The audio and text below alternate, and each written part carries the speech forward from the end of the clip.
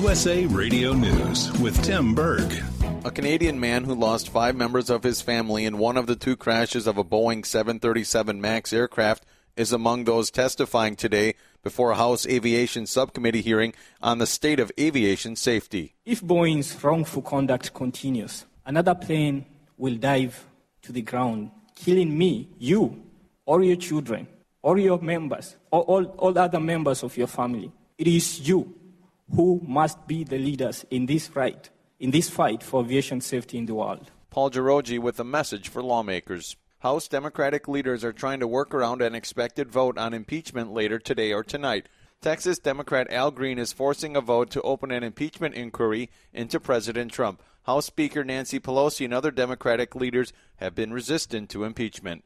And you're listening to USA Radio News. President Trump set to hold a rally in North Carolina this evening. RNC Chairwoman Ronna McDaniel tells Fox News what President Trump is doing to win over women voters. So we are seeing momentum with women across the country, and women do care about health care. They care about the economy, and they know that under this president, things are getting done at every single level. They care about our military. They care about our veterans. We are whole issue voters. McDaniel was speaking there on Fox News. Protesters outside ICE headquarters in Washington, D.C. are defying police orders. USA Radio Network's Chris Barnes has more on the story from Washington. Police in Washington arresting 11 people for entering ICE headquarters in the nation's capital as protesters were in the streets yesterday rallying against ICE and recent raids on immigrant families. Officials arrested the protesters for unlawfully entering the building in downtown Washington. Protests also happening at ICE facilities in Phoenix and Chicago. This is USA Radio News.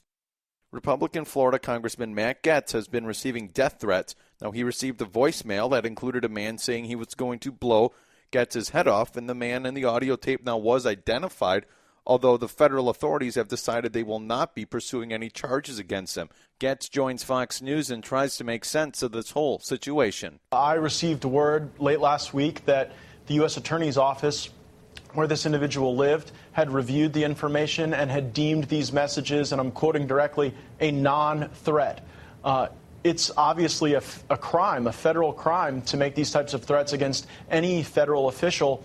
This year, this Congress, I should say, we're on record for 10,000 threats against members of Congress, and I condemn them, whether they're against Republicans, Democrats, liberals, conservatives. You know, this is just no way to operate within our country. And I just wonder, is it the fact that I've been a critic of some of the senior officials at the FBI that maybe leads to different treatment for the people who threaten me as opposed to the people who actually get arrested, who have threatened Eric Swalwell, Ilhan Omar, Rashida Tlaib? Those people actually get arrested, whereas when people threaten conservatives, I hope there's not a double standard.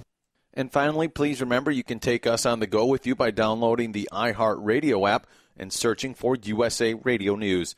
For USA Radio News, I'm Tim Berg.